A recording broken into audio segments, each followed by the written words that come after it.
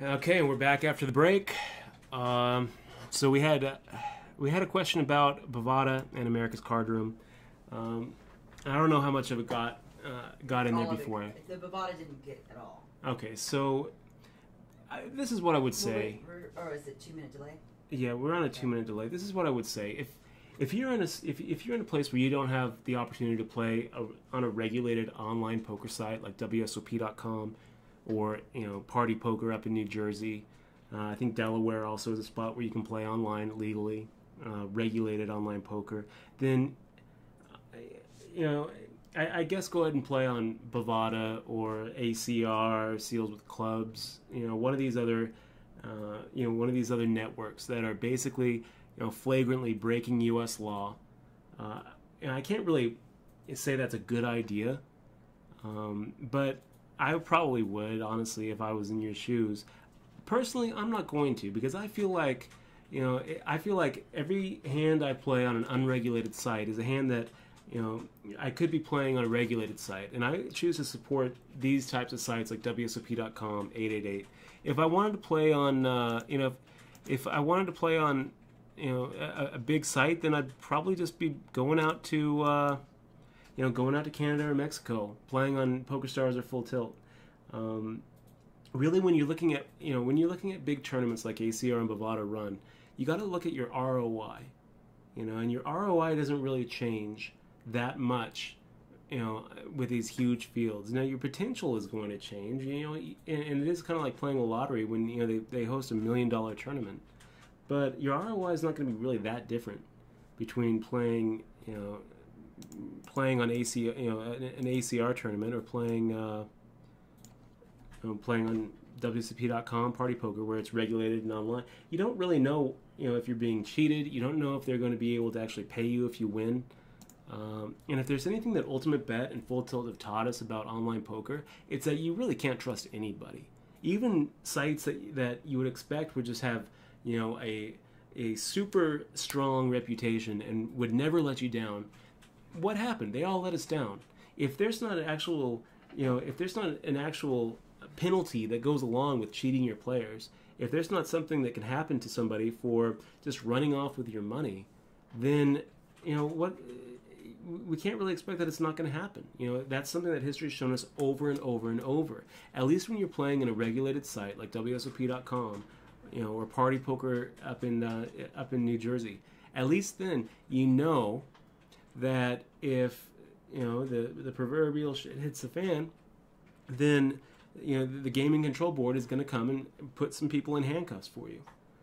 So I don't know. I think it's best to stay away from unregulated sites. But it's like that old poker joke, where there's a guy who's playing in this game that everyone knows is crooked, and he keeps on losing his ass and coming home and complaining about some bad beat that he knows was set up by the dealer, and his wife is like, well, why do you keep on playing the game? And he's like, well, it's the only game in town. I would say that joke is so relevant to where you would be if you're like in the middle of North Dakota, or the middle of Missouri, and where else are you going to play? I guess what I would suggest to you, if you're in a spot where you're considering playing on Bovada or America, or ACR, Seals, any of these online sites that cater to American traffic illegally, I would really encourage you not to put a lot of money on them, to always withdraw as soon as you can. Keep a very, very small amount. Don't expose yourself to big losses and nosebleed games, and even better than that, don't play on them. Invite your friends over and actually play poker like we all used to play before the 90s when Party Poker came around. There's nothing wrong with just playing rake-free cash games with your buddies and voting. Call up your representative and say, hey, why don't we have online poker? Why did you vote? Why did you make Black Friday happen? Call them up. When you realize the reason that you don't have an option is because we didn't do anything about it. It's not just like, we just got to wait and see what happens and, hope that it comes back. We need to make it happen, and we need to make it come back. So play with your friends, and every time you guys have a break at your home game sit and go, pick up the phone and call your representatives and say, hey, this sucks. We want to be playing online again. We want the Sunday Million on PokerStars. Just make that your Sunday routine, you know? Make that, you know, your Wednesday routine is you all get a little home game together and call your representatives and try to bring back, online poker to your state. So let's see, what else do we got here? What other good questions do we have? James the Bear, well said, Dutch. No matter what I've won on a poker site, I've never considered it more than Monopoly money until I got it on my hands. Will you and Dutch make a Dutch baby? I assume he's talking about Armand XMO. I hope he's not talking about James the Bear. Yeah, so like, I could watch Jake Harvard playing Dutch Boyd and watch both their streams. Legum is David Skolansky at your same table. He should stream. I remember that Skolansky would stream a little bit and he'd have that crazy bird. That crazy bird in Skolansky, and you kind of have to wonder who's making the decisions. It's funny because that profile picture suits David Skolansky so well. This is actually what I would expect David Skolansky to look like back in like the early 70s. Okay. So I've played with Skolansky a few times. Every time I've ever played with him, you know, we actually made a final table once at the World Series of Poker. And I would say that every time I've ever played with him, he played super predictable. He never really showed up with hands that you would expect were really that bad. He would probably never make a 3-bet here with 9-8 suited. Why are we making a 3-bet here? Because we don't want the blinds to come in with a bigger 8 and a bigger 9. We want to assure that we're getting, we're going to have position with the pre-flop aggression against this, under the gun limper, which is never right. And we want to get the blinds out so that if we actually do hit our hand, if we actually do hit an 8 as top pair or a 9 as top pair, we don't have to wonder if our kicker is good. This is what we don't want to see. We don't want to see this joker re-raising us, and he's not really leaving us any wiggle room here to fold. So we're going to see a flop. We're probably going to miss, and we're going to check fold when we do. This is a check fold. And this is also probably a mistake. We shouldn't have checked so quickly. We really need to take our time when we're checking and try to make all of our checks and all of our pre-flop bets. Not only we need to make them uniform as far as amount, but we need to make them uniform as far as time spent doing it. So that was a mistake. We probably should have given the count, give it a 7 count. And I gotta admit, I'm not really that focused on the tournament because I'm still kind of figuring out the live stream and trying to figure out, how to interact with chat while I, try to focus on a tournament. And I'm gonna get better at it. We're gonna go ahead and fold this just because, Ace-4 is one of those hands where usually we would be raising, but since we just lost what is kind of a big hand at this point of the tournament, we just lost, almost. What is it? 11 big blinds, 10 big blinds. Just the hand before. Anytime you lose, as a significant pot where you kind of cut yourself open a little bit, it's best to get out of the water. There's this idea in poker where the sharks are swimming and you smell blood in the water and they just pounce on you. Anytime you feel yourself kind of getting a little exposed, like we just got on that last hand. It's best not to fester in the water a little bit. Just kind of sit back and wait a few hands. Hands that are kind of on the border, kind of on the fence where you'd be raising. You can go ahead and just pass, just get rid of. And the truth of it is, especially online, people are not paying as much of attention to you as you think they are. But even so, we know that at least Jaguar was paying attention. So it's okay to just let it go. We probably are, have Jaguar paying attention to us about that hand. We also probably have Dosed paying attention to us and seeing that we just lost a big hand. So we just let it go.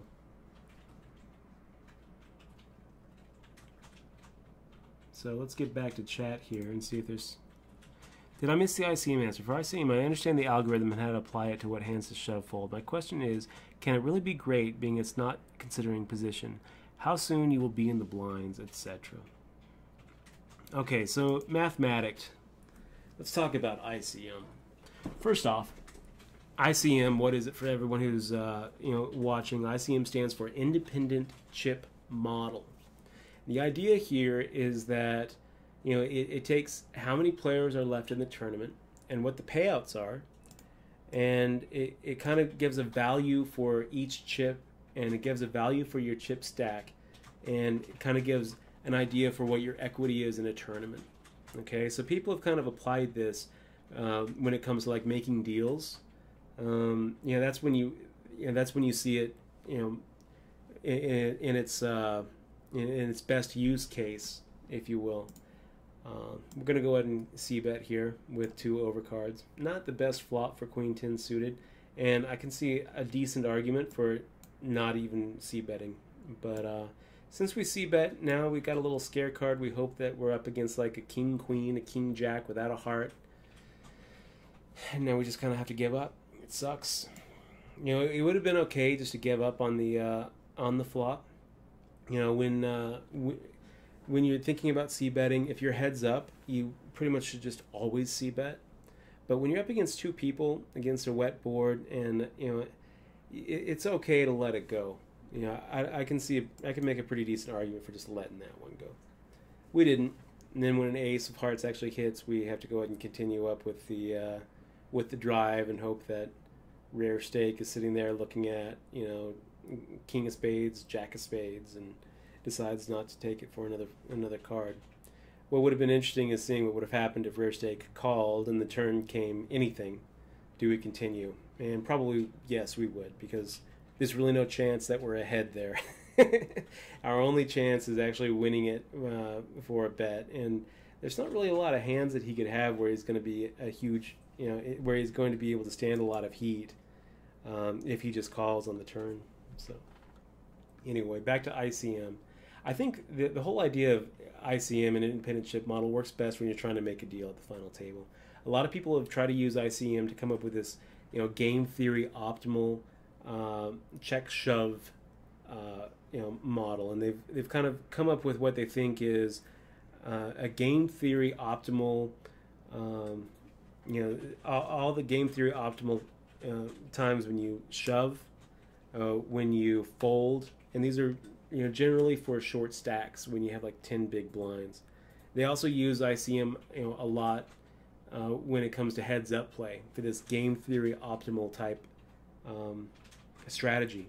Now here's the deal when it comes to game theory optimal, right, is what's the alternative is something called exploitive play. The idea behind game theory optimal, or what we'll call GTO, is that there is a perfect way to play poker. Right? When you're playing no limit hold'em tournaments, there's a perfect way to play, where if you play this perfect way, then no matter what someone else does on the other side of your table, they're not going to be able to take advantage of what you're doing. And that's a pretty powerful idea. Really when you're playing, GTO perfect, if you can't be taken advantage of, then you're basically taking advantage of anybody who's not playing perfectly. Maybe. Yeah. So, when people talk about ICM, usually it's in relationship to this idea that there's a perfect way to play no limit hold'em, and I actually think there is a perfect way to play no limit hold'em tournaments that can't be taken advantage of, that can't be exploited by your opponents. Now, having said that, you gotta kind of take the other side here, where it might be better to try to play kind of an exploitive role where players are going to be folding too much when they should call, where they're going to be calling too much when they should fold. No one is a computer, and no one plays GTO. Assuming that those shove charts are correct, and assuming that the game has been figured out, which I don't think it has yet. There's been some people who claim that limit hold'em has been figured out. There's been some people who claim that even no limit hold'em heads up has been figured out. But we're not playing against computers. Everybody that we're playing here, including Mr. Skolansky, is prone to be making mistakes, sometimes big mistakes. So I don't really use ICM when I'm thinking about when's the right time to check shove, or like when's the right time to just put your head down and shove your whole stack in. I really use just real life real life experience and try to come up with my own game plan. That being said, I mean, whatever algorithm you're talking about, I'm not really aware of like an algorithm that says what I should do with pocket sevens here. So I don't think ICM really starts kicking in until you get to the final table, or the stage of the tournament where there's big money jumps. So what do we do here? We are going to have to show this hand because we have an all-in with Jaguar. We're going to go ahead and continue with our pre-flop aggression and fire in with what we assume to be the best hand. When we get the call, do we think that he has a 10? No, we don't. We don't think he has a 10. If he had a 10, we think that he would probably check raise here, just to kind of see where he's at. And I think that he would be very afraid of giving a free card to overcards like an ace king or ace queen. So we go ahead and continue on the turn because we don't want to be giving away a free card to what we assume is overcards. Take that down. Good. That's good for us. Anyway, so Mathematic, I hope that answers your question about ICM. I think that the only time I actually really use ICM is when I get to into a final table situation and I'm considering whether to make a chop or not. And that's when we get out our calculator and we run an ICM kind of equity deal to kind of figure out what our equity is in the tournament, all things being equal. Otherwise, I kind of leave ICM to the math nerds like a couple of the guys here at this table, and just try to play more exploitive poker than anything, and try to play in a way that I'm being exploited as little as possible. So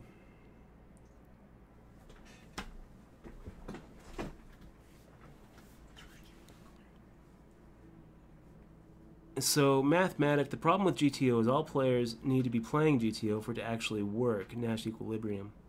Okay, so Mathematic, a little bit more about game theory optimal. I don't think that's quite true, right? The other players don't need to be playing GTO for the optimal plays to work. In fact, what ends up happening is if you're playing GTO and the other players aren't, then they're making mistakes that GTO is able to take advantage of. So I don't think that that's actually true. I'm pretty sure that game theory optimal means that you can't be taken advantage of, no matter what they do. And if they are not playing optimally, then you are able to take advantage of them. And that's when you walk into a casino and you see a machine that is willing to play anybody heads up for no limit hold'em or limit hold'em. That machine is trying to play optimally, not exploitively. It's trying to play in a way that it can't be taken advantage of by a player. I actually think that we probably are at the stage at this point where machines are better than even the top poker player when it comes to limit hold'em heads up. We may well be at that point when it comes to no limit hold'em heads up. And these machines are playing in a game theory optimal manner where their play can't be exploited by their opponents. And so at best, their opponents are also playing GTO and they're playing an even sum game, minus any rake. At worst, their opponents aren't playing optimally, and they're losing equity points to the GTO player. So, I think that when you think about GTO, that's how you should be thinking about it. It doesn't require other people to be playing optimally for the GTO strategy to work.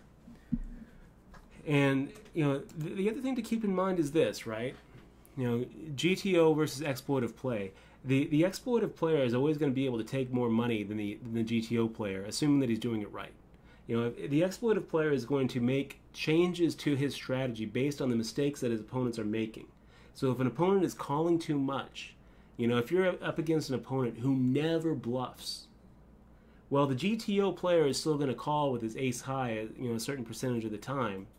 Whereas the exploitive player is going to be able to recognize this player never bluffs. The chances that ace high is going to be good is 0%. So let's just go ahead and fold here, right? Now, the GTO player is not going to make as much as a good exploitive strategy will. But the nice thing about GTO is it will never be in a situation where it's losing equity overall, over the long run. And all too often in poker, you can think that you're playing in an exploitive way when actually you're turning yourself into a losing player. This happens all the time. You see it all the time. We call it fancy play syndrome. This is a fun little just call. See what happens. Oh, look at that. Top 2 pair.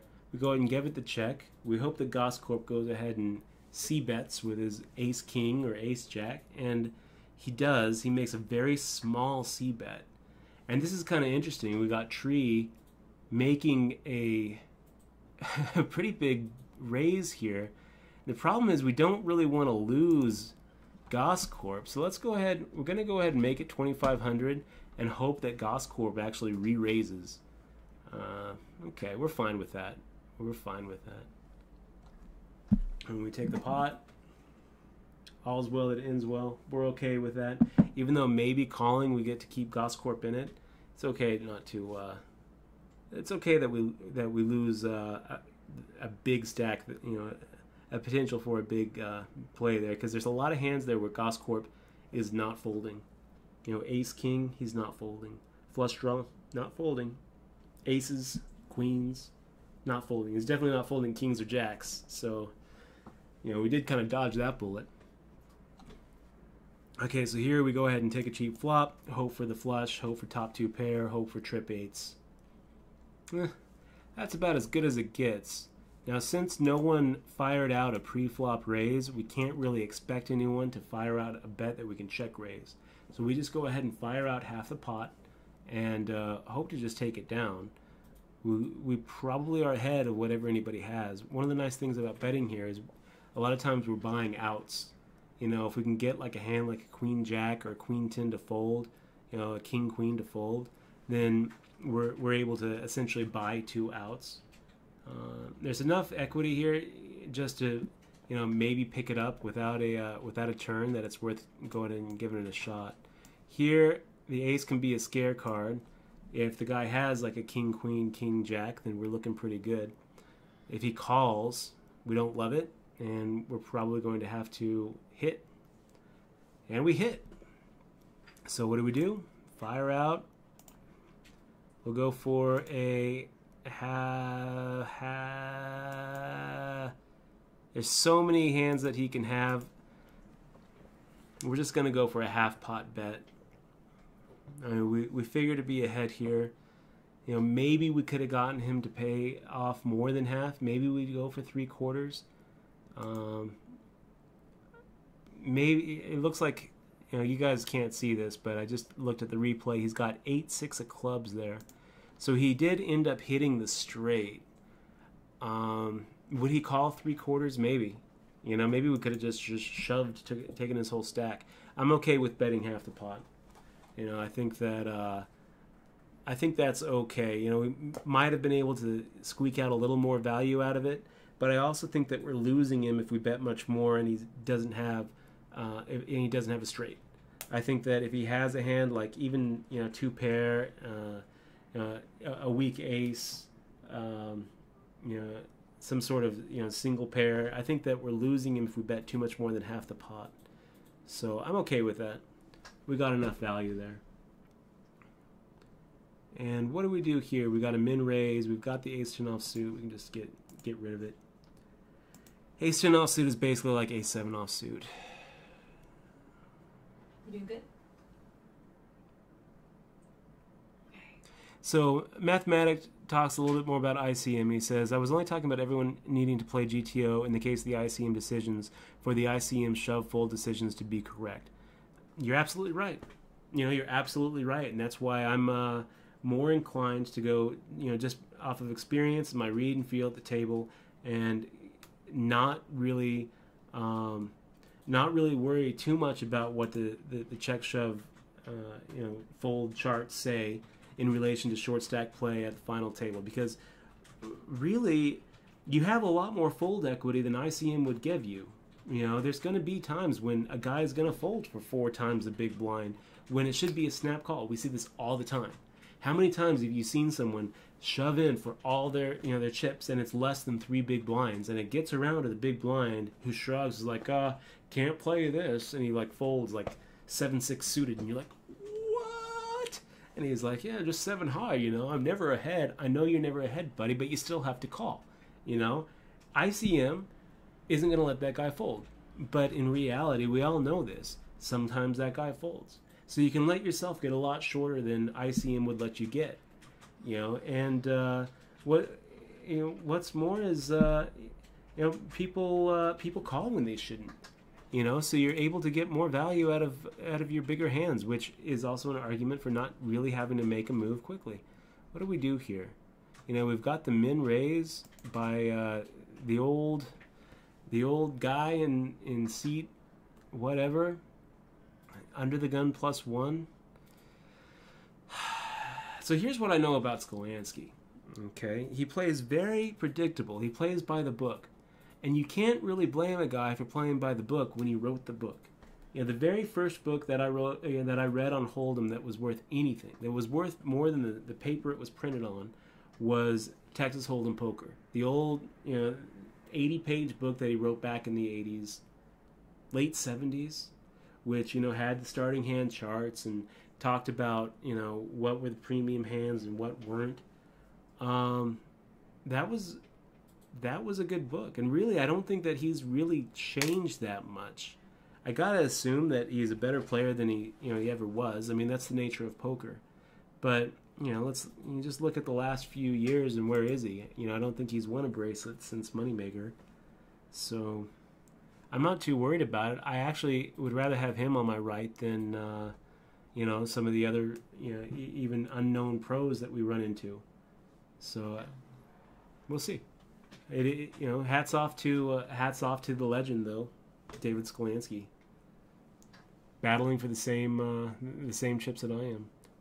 What do we got, Michelle? Did you get the Negreanu and the things about Christos, Jordan? Yeah, I noticed on my Twitter feed that there was kind of something going on between between our favorite WPT champion and our favorite ambassador of poker. I'm kind of curious what all the fuss is about. Do you know anything about it, Michelle?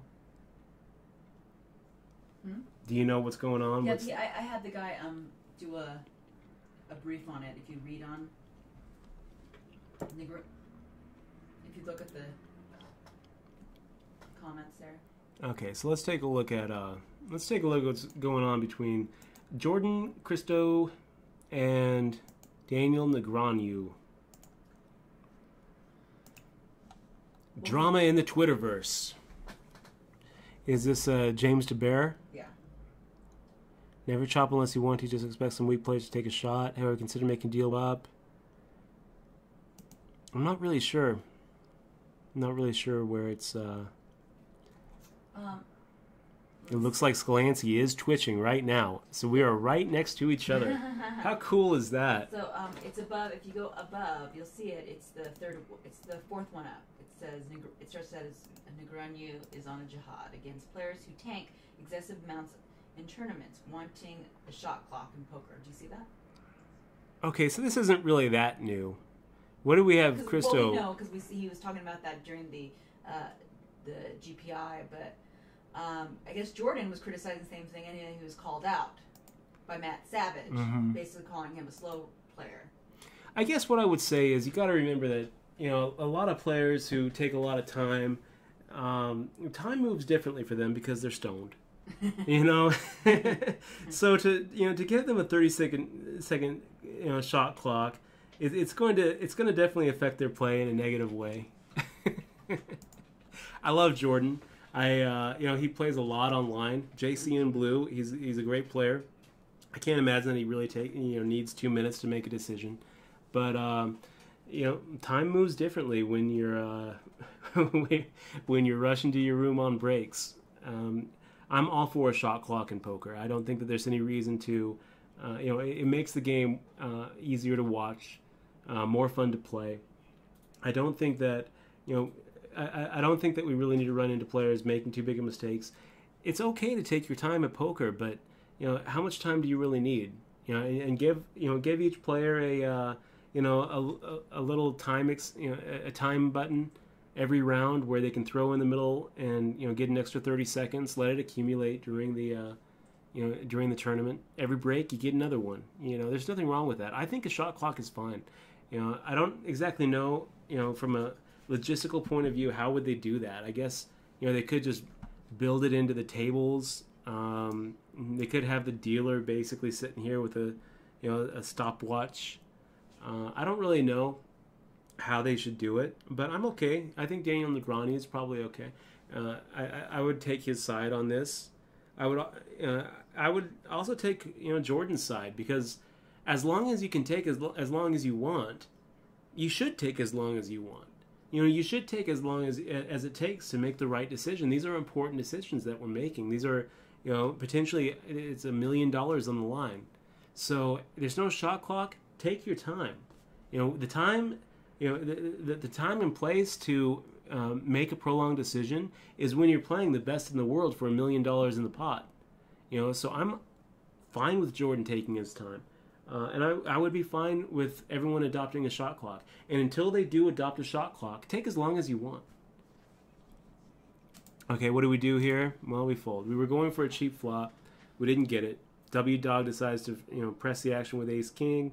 Tree decides to come on in with pocket sevens. We are playing a rebuy and add-on tournament, so that it has to be part of why Tree decided to make the shove with pocket sevens. It turned out that he was right to do it.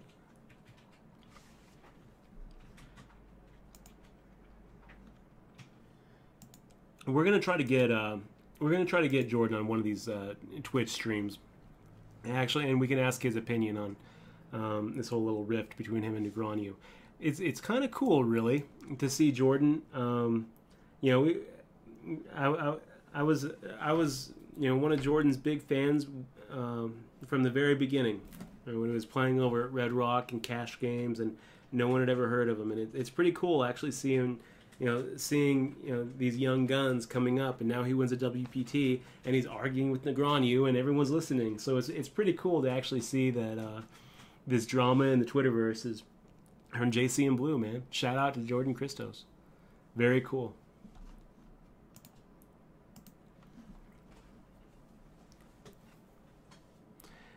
Rural Route 23, are you going to stream tomorrow? I might. You know what? I might. Rural Route, you might be able to influence that too.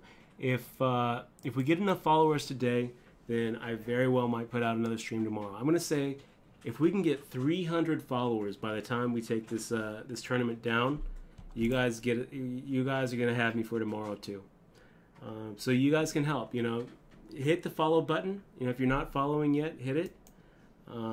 If you are already following, go on Twitter and do a little retweet of my last tweet. I'm actually going to come on here really quick on Twitter. I'm gonna let everyone know that we are playing right to the left of David Skolansky, which is pretty cool, and twitching at the same time. I would love to see Skolansky's tweet, Skolansky's Twitch on this one. We will retweet Ryan LaPlante. Pretty amusing seeing David Skolansky and Dutch Boyd twitching at the same time next to each other on the same table. It is kind of amusing.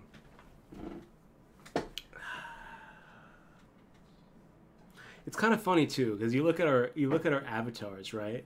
And you got Skolansky as kind of the scary looking math guy, and you got me as the hoodie and the sunglasses. And I would say that's probably pretty close to our personalities in real life. I wonder if Skolansky drives a van. Let's see what he does here. Probably a fold. This is probably one of the situations where Rare Stake's going to take it. No, Samuel Adams is probably going to take it.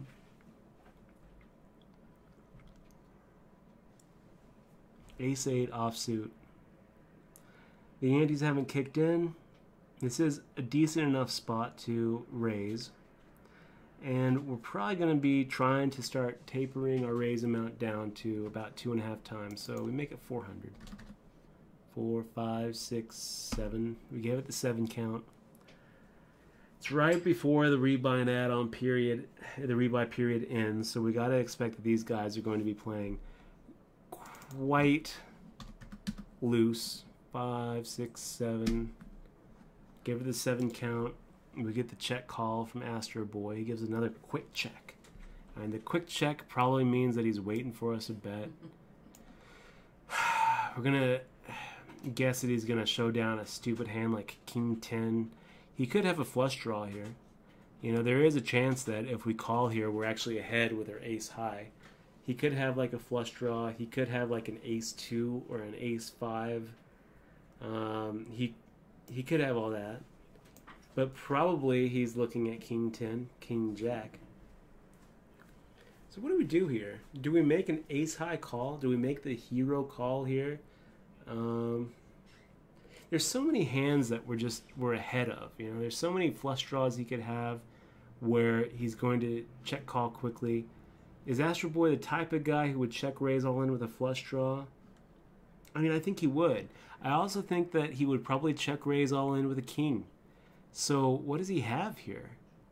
You know, I think that there's a decent chance that ace high is good. I think that, you know, there's a decent chance that he was sitting there with an ace 2 or an ace 5. I don't think he value bets a pair of 4s or a pair of 3s. So I don't know. He actually types in fold, please. You know, usually when people type, they actually have something. I don't know. I think this is one of those situations where we're going to make a call because we're getting 3-1. And we'll see what he's got. Okay, top 2. Makes perfect sense, buddy.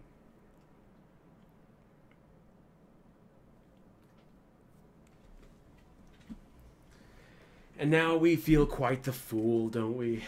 We feel quite the fool. It's okay. Nice job getting value out of your hand.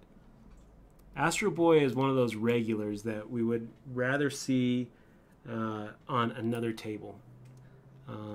He plays all the time on WSOP.com. He knows what he's doing. He got into our head and he completely mind screwed us and completely leveled us to make us call with ace high when he's got top 2 pair. Brutal. So brutal. So, yeah. We lose a little bit there. It's okay. We're doing just fine. We're going to go ahead and right-click on him. Make a little player note, though. Quick check with top pair on a King 4-3, 2 hearts board. King, Queen. Just check the turn. When he hit his Queen. So maybe that'll help us in the future. A little note, you know, a little player note.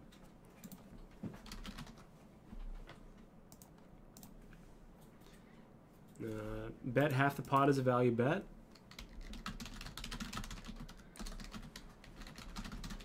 With a very strong hand.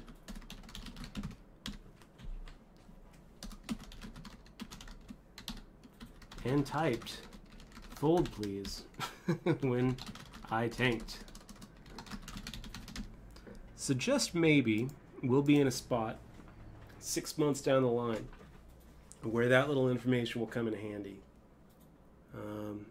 We'll definitely be playing a lot more with Astro Boy, so.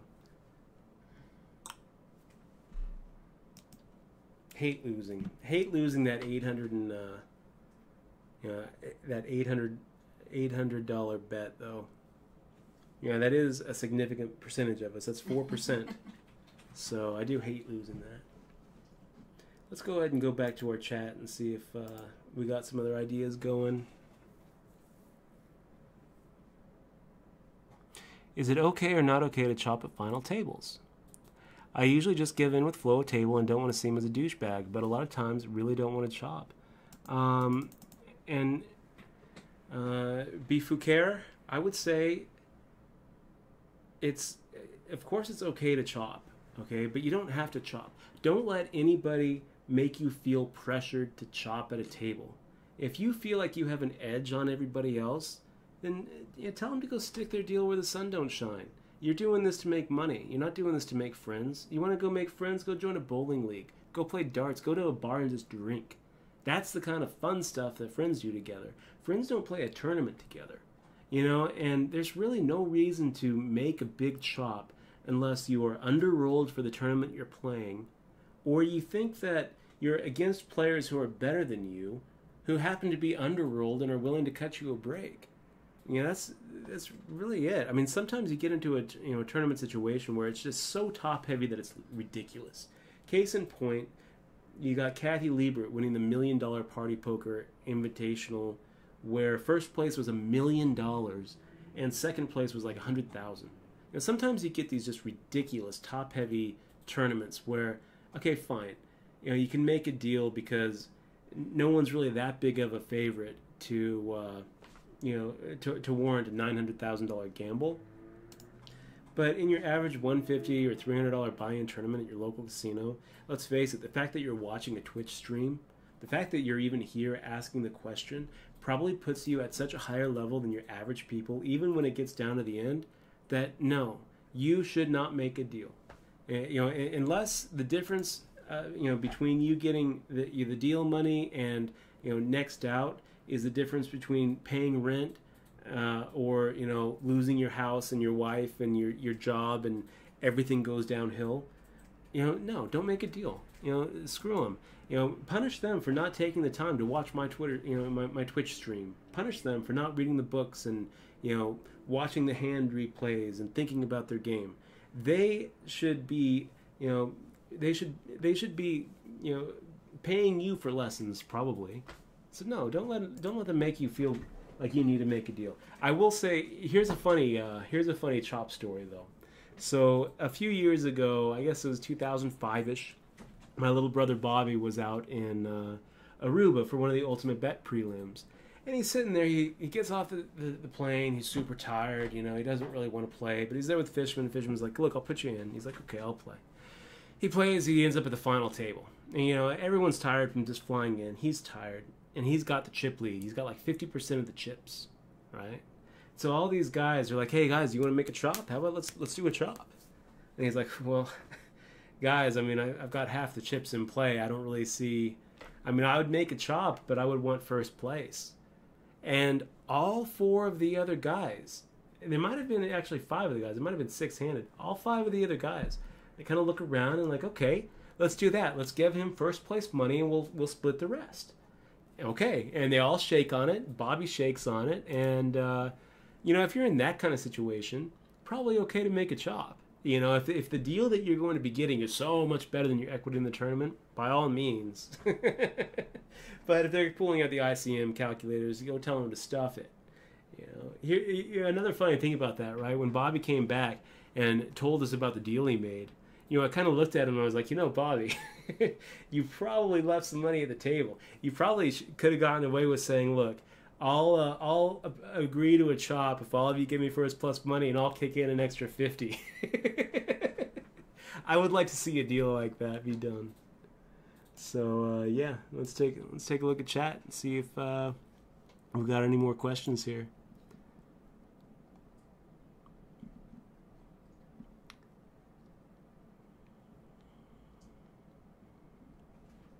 It's going to bring a much bigger backlash. So I usually don't call the clock, especially if I'm not actually in the hand. I usually keep my mouth shut.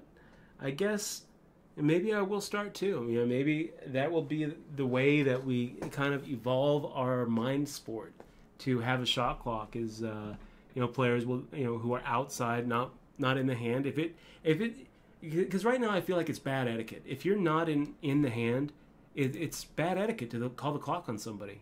That's just the way it is. But if that somehow changes because Negreanu says that it's bad etiquette to take your time at a decision, every decision, even when it doesn't really, even when a decision isn't really even there to be had, just to merge your ranges so that, I'm going to take 2 minutes to think about folding this 7 high that I know I'm going to fold, just so that when I need to think about it in the future, they won't know that I really have a decision to make. if now it's no longer bad etiquette to call the clock on somebody who's taking a lot of time on a lot of different spots, I'll call the clock. I'm all about that. And if that's the way that we, that's the step that we take to evolve our mind sport into having a tournament clock, that's going to make it, more enjoyable to watch, more enjoyable to play. I'm fine with that. So it'll be interesting to see how it goes. That's kind of interesting. Let's see. So we got Double Ace 420 in the chat. Welcome to the Twitch stream. Cheddar Bob 522. Damn, dude, any way I could get that too? Add me on Skype, bro.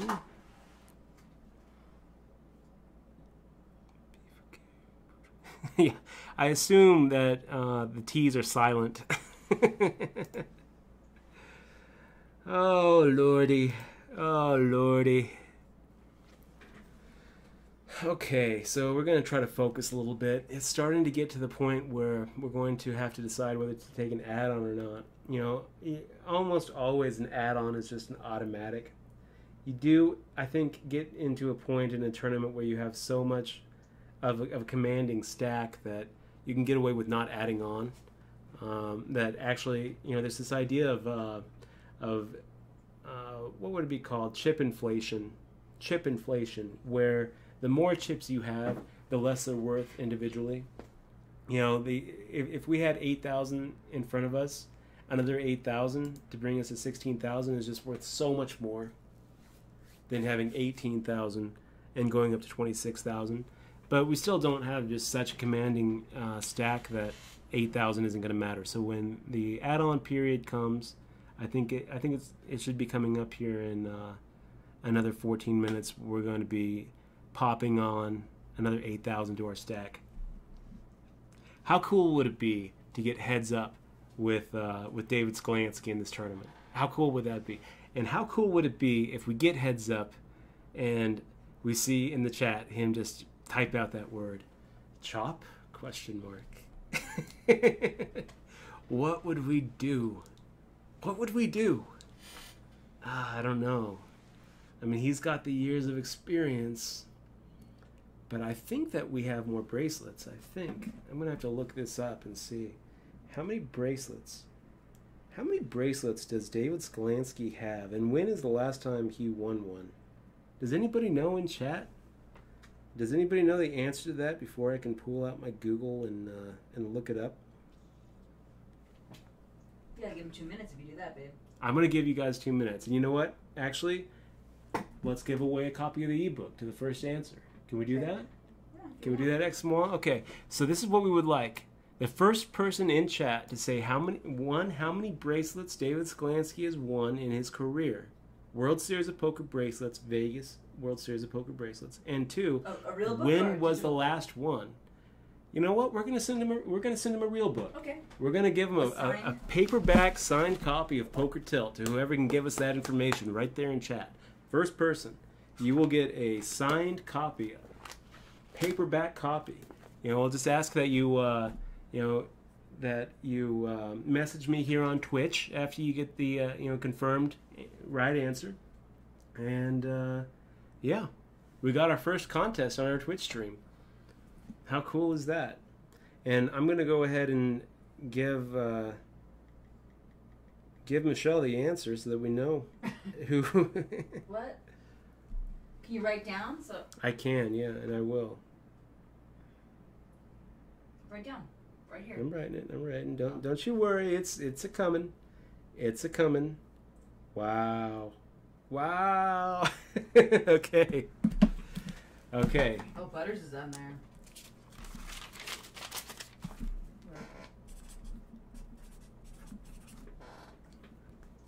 This is pretty interesting.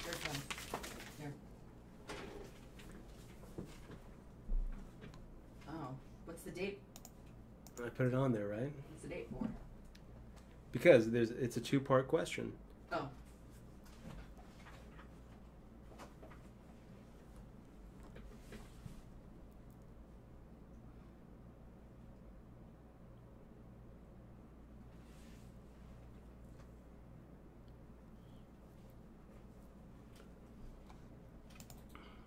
I'm finding out all sorts of things I never knew about David Skolansky. All sorts of things.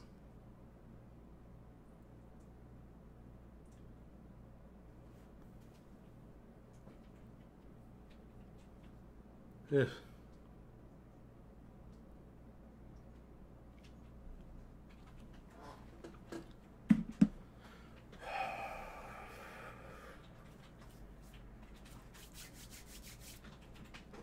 Did we get an answer?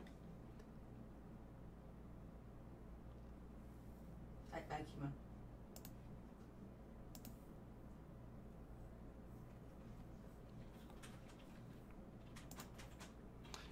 So we need the first person who got both of those right. How many bracelets he has. You know what, we're just going to call here. Usually would want to raise, but I think there's a good enough chance that we're up against a bigger ace. And we're just going to call and hope to actually hit hit some sort of weird hand. This is probably worth firing out a bet. So I'm seeing some correct answers here. I'm seeing yes. The answer is 3 bracelets total, and the last time he won a bracelet was 1983. That means I was 2 years old. Wow. Okay, so we're going to go ahead and check here. We'll just go ahead and check behind. We probably have the best hand, and we're probably giving a free card to Jack 10. You know, do we love that turn, that river? Not really. Are we going to go ahead and fire out a bet on the power of just our ace, hoping to get called by like a 10-9? I think no. Let's just go ahead and see what we've got. Queen 9. Great. We got people coming in on text.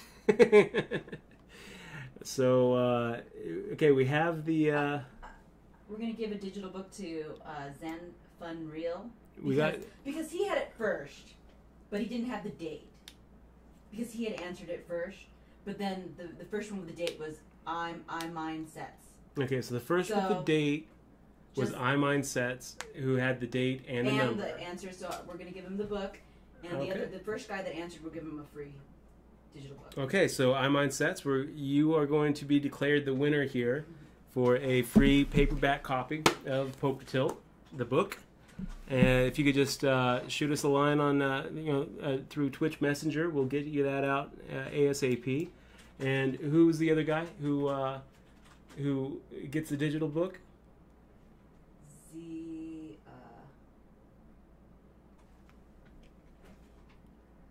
Zan Fun Real. Zan Fun Real? Yeah, ZASD Fun Real. You know what we're going to do? Anybody, just because there were a lot of guys who typed it in. Anybody who typed in the right answer, just go ahead and shoot me an email at dutch@dutchboy.com. Anytime within the next 2 hours after the stream, and we'll get you all the digital versions of Poker Tilt, Kindle, Nook, PDF, you name it. So everybody wins today. Everybody wins. Watch the Dutch Boy Twitch stream. Everybody wins. In the next 2 hours? So are we sure that Vanalia didn't win? We got a couple of people saying... a lot of people are claiming the win here. Huh? A lot of people are claiming the win here. No, I got it. You got it. So I Mine Sets is officially the winner. Yeah, they were the winner. I Mine Sets, congratulations. So, you are officially the winner. I'll email that person to but give their address. Everybody who got the right answer, just shoot me a line at dutch@dutchboy.com. We're going to set you up with a digital copy of the quite possibly the greatest poker book ever written. You know what? It might even be just the best book ever written. So, shoot me an email, dutch@dutchboy.com. We'll get you hooked up. And thanks for playing. Until next time. And I'm sorry if you feel like you were slighted. I don't control these things. Blame it on the mod. 1983. Wow. It's interesting. I see Skolansky in the halls of the World Series every single year. We made a final table in the Stud High Low tournament. I think he got third. I ended up getting fourth. Or maybe he got fourth and I got third.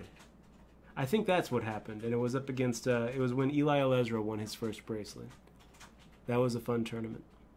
So yeah, you can tell we're getting pretty close to the the rebuy and add-on period because people are just getting crazy with their hands. You know, they're just trying to get it all in so that they can get a chance to, you know, get a big stack before the rebuy period ends. And here we actually have a very, very sexy Ace-King offsuit in a very fun stage of the tournament. So do we want to go ahead and get crazy, or do we want to conserve our stack?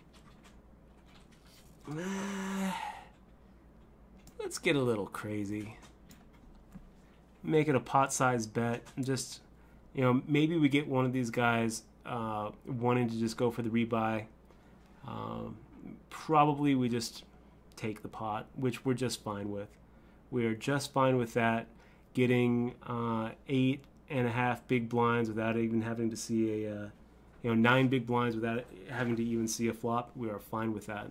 It's a pretty significant percentage of our stack. We're looking at, more than 10%, so we're fine.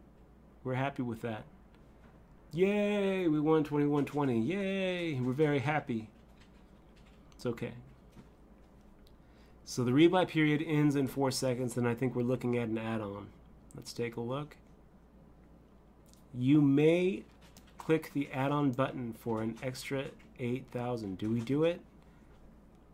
Yeah. Yeah, we do. 8,000 chips for 30 bucks. We don't have a big enough stack where 8,000 isn't going to matter, so we will take the equity.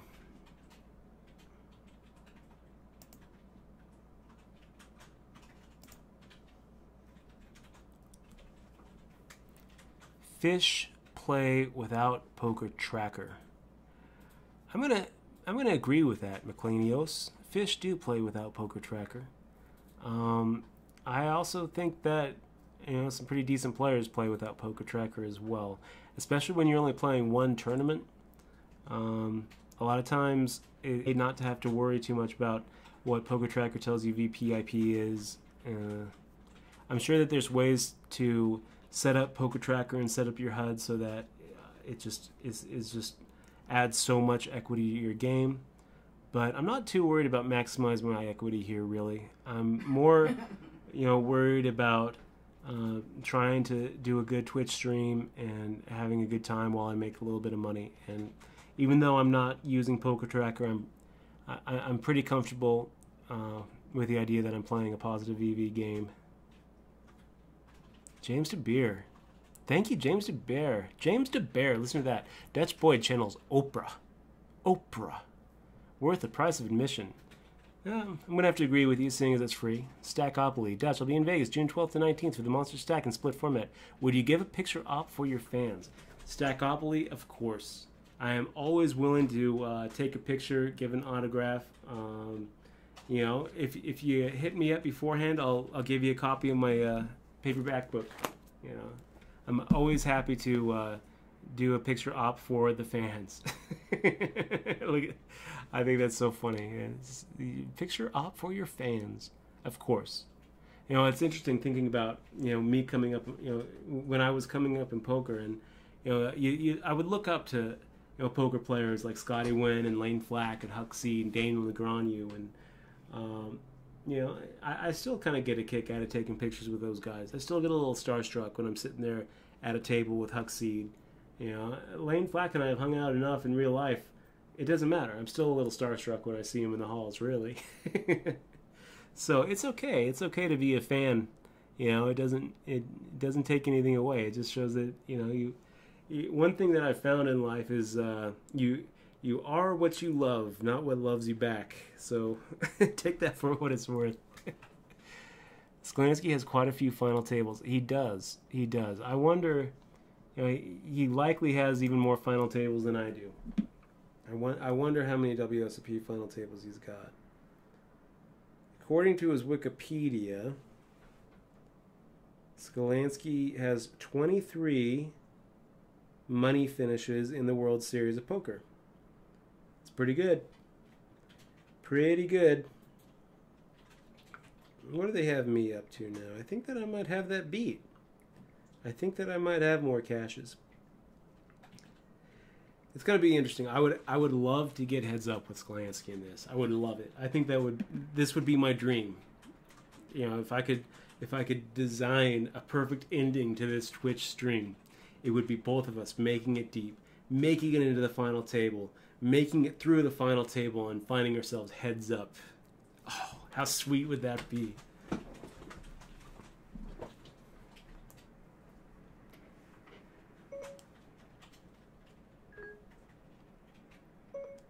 Siri, what are the chances of both David Skolansky and Dutch Boyd making the final table in the $30 rebuy tonight on WSOP.com? Checking my sources. She's checking her sources. Okay, I found this on the web for chances of both David Skolansky and Dutch Boyd making the final table in the $30 red buy tonight on WSOP.com. I'm looking for a number. I'm looking for a number, Siri. I'm not seeing a number. She just gave me some weird... She doesn't know. Who knows? If Siri doesn't know, nobody knows. Could it happen? I think it could. I think it could. Oh boy. We're gonna have to be playing hard. We're gonna have to be playing hard. The rebuy period is officially over. At this point, we can expect people to kind of tighten up. How exciting is this?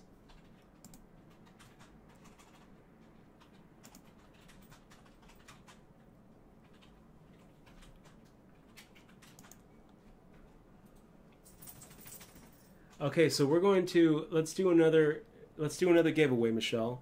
Wait. Okay.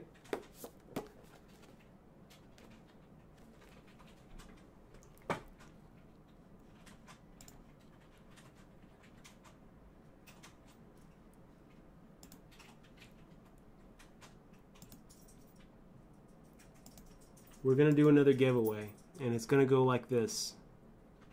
We got Legum over here. It looks like Legum...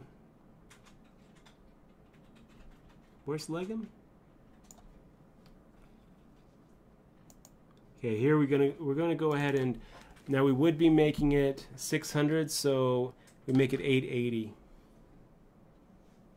Alright, and we raise. What were you gonna do, babe? I was answering a question. That's our standard raise plus the limp. Let's do another giveaway. Can we do another giveaway? What do you want to give? Yeah. We have to send them tomorrow, though. No, you know what? We're not gonna do it. We're not gonna do Yeah, it. let's do it one. Yeah, let's do one. Well, what I had in my mind But was don't make it too hard of the question. it wasn't gonna be too hard of a question, but it was gonna be. Okay, yeah, you know what? We're gonna do it. We're gonna do it. So, right now I am in 9th place, and David Skolansky plays as Legum. He is in 31st place. Now, we are no longer at the same table, so I don't know how he's doing. So we're going to do another giveaway. And the giveaway is going to be this. Whoever is tracking this tournament, whoever types David Skolansky is out first, when David Skolansky actually gets knocked out, is going to get a paperback copy of Poker Tilt, signed by yours truly. So whoever, when David Skolansky actually gets knocked out, you know, we're going to be checking chat. Whoever types out, David Skolansky is out. Those 4 words. David Skolansky is out. Whoever types that in gets the book. Because I don't want to have to keep on going back to the lobby. I want to go ahead and take a look and see, you know, we'll use the power of the crowd here. And I can't keep on going back to the lobby to check to see if... you know, to see if the master of you know, old school Hold'em is still in the tournament. I have to, you know, rely on the Twitch peeps, you know, rely on the Twitch community so that I can focus on what's in front of me. We're getting to the point where, you know, we're in a good chip position. 10th out of 64, pays 15 players, $2,000 on the line. Yeah, that's a lot of money. $2,000. I mean, that's a significant little chunk. So let's try to make this happen. What are we doing? We're going to go and make it 700. We do a giveaway? Because I didn't get it if you did. Yeah, we're going to do another giveaway. Wait, did you do it already? Yep. What's the question? It's not a question. Oh, gosh. It's a race. But I can't. My dog needs to pee. Okay, so we're going to lose our mod for a couple minutes. So if you guys are interested in flaming, now is a pretty good time to do it. Top pair, top kicker with a backdoor flush draw. I can't really think of a lot of hands where we're not happy with this flop. You know, when we've got Be the Light firing out half the pot, that usually means one of two things. That usually means either top pair or a flush draw. So what we're going to do is we're going to go ahead and call, and we're going to hope that a heart doesn't come. The weird thing is, even if a heart does come, we're not getting away from the hand. So I'm tempted to just raise here. You know, and so let's go ahead and do that. Let's just go ahead and raise half the pot. And we're going to be prepared to go ahead and put the whole thing in. If we didn't have the ace of hearts, then probably what we would be doing here is just calling, waiting for the turn to come. And as long as it's not a heart, we would be looking to get the rest of the